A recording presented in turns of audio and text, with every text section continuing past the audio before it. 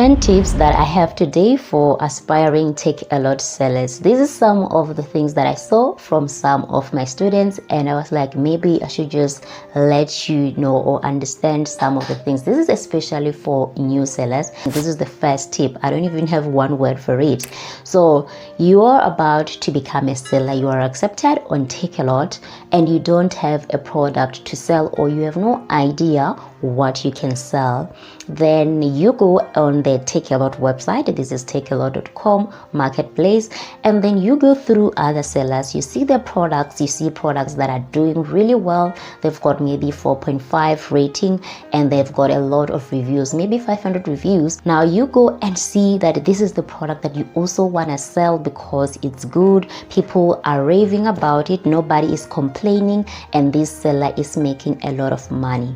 Now you go and source the exact same product. Let's say, for example, this seller was buying this product for 100 rand and they're selling it for 500 rands, and you don't know who their supplier is. You go and buy this anywhere, even locally or in some supermarket.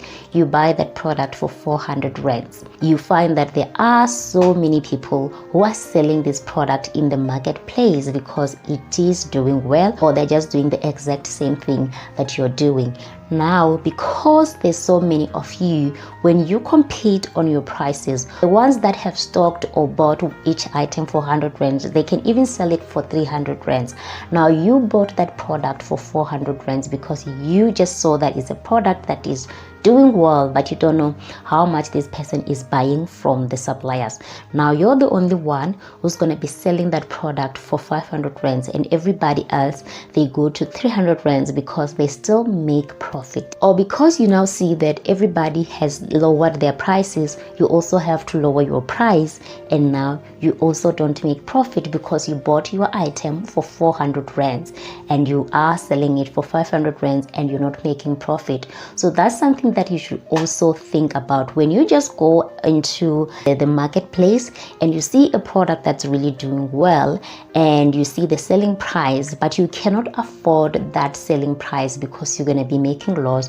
Do not just copy that product because you can see that it sells well or it does well. So that's the first tip. The second tip is with e-commerce, you have to market. You cannot just put your product in the marketplace and just hope for a miracle that is going to do well. Some days it's going to pick up, but if you are also running your ads, you are also marketing your product, that's the best thing to do when you're running this business. Now that's our second tip. The third tip is to overpromise and underdeliver. So you can do this through your images, the images that you are showing the product. Like you saw maybe the specs of your product, you just write something that's not even there on your product, or your images, they are looking very much outstanding, but when the customers get the product, it's not exactly the same as the images or even the quality. Maybe you wrote something about the quality, you say it's maybe a comfortable jersey, it's smooth, and your customers receive a very different fabric than what you mentioned in your product description. So do not overpromise and under-deliver. Be honest and transparent about your product. If you know that the product you're selling is a mini size, it's a tiny size, just mention that in your product description. So that's our third tip. And the fourth tip is to neglect customers' feedback. So after selling maybe 100 items, you're going to have some reviews, and those are the reviews that are going to guide you to understand what your product is really giving to customers. Is it giving quality? Is it giving cheap imitation?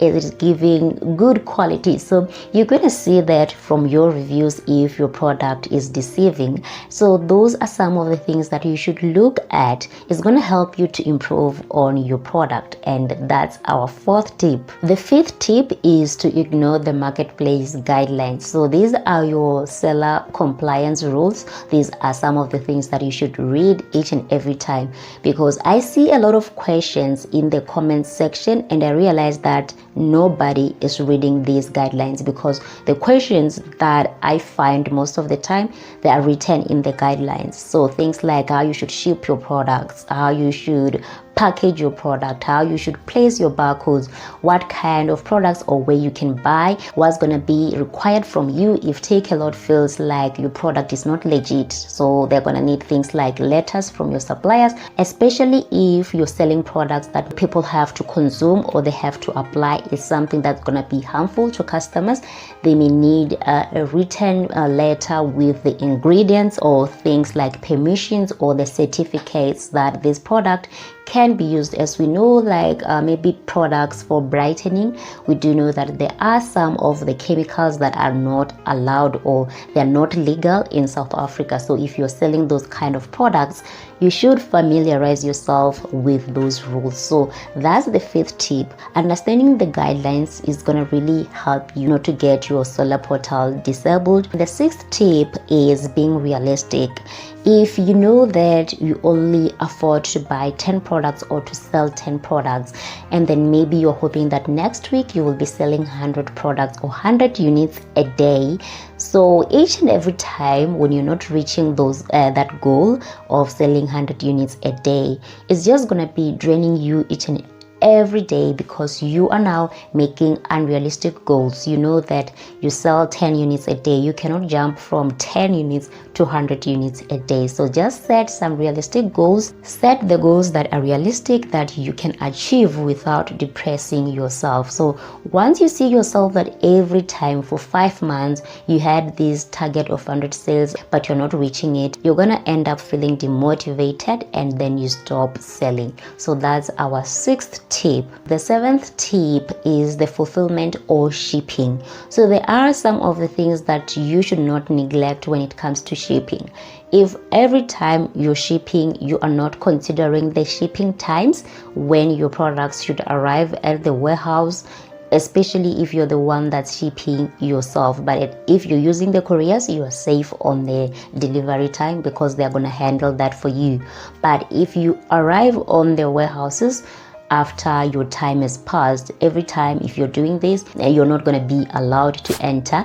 And if you already had customers or if you were shipping products that were late time, it means that you're going to lose your customers and you're still going to be penalized for that customer that's going to be returned because the customer has already paid for the products. And let's say it was a late time, they paid for the product, and because you were late to the warehouse, you couldn't deliver your products on time. Now the money that the customer paid is going to be returned, but also because you promised that you're going to deliver or ship your products on time and you didn't, you're still going to be penalized. Maybe an extra 15 rands fee just to penalize you for not shipping your products on time. Do not neglect shipping and logistics. So that was our 7th tip.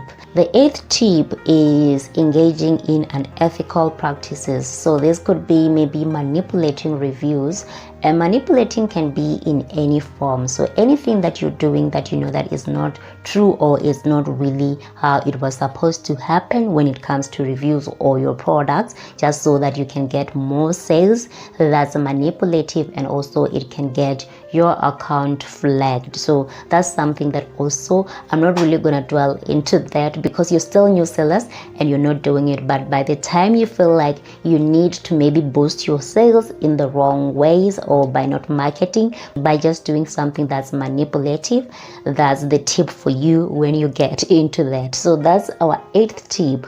And the 9th tip is gonna be disregarding your analytics. This is when you're running your ads and you're not really going through the analytics to see how much was your return on investment, how much you spent per ad or per click, and how much did you make after maybe spending 200 rands. How much was your profit? Did you make profit? Did you spend more on the ads than what you made? You should always be monitoring your data or your analytics just to see if you're running your ads the right way. So this is not something that somebody can teach you because you're going to have your own different data. So if you're spending 100 rands a day and you're making 50 rands a day, or you're on your profit, that loss, that's something very easy to understand looking at your own dashboard or your analytics dashboard. So that's the 9th tip for you to not disregard your data analysis. And the last one is, when now you are comfortable with Takealot, your business is really doing well, is taking up, you have sales every day and you're reaching your daily goals or targets,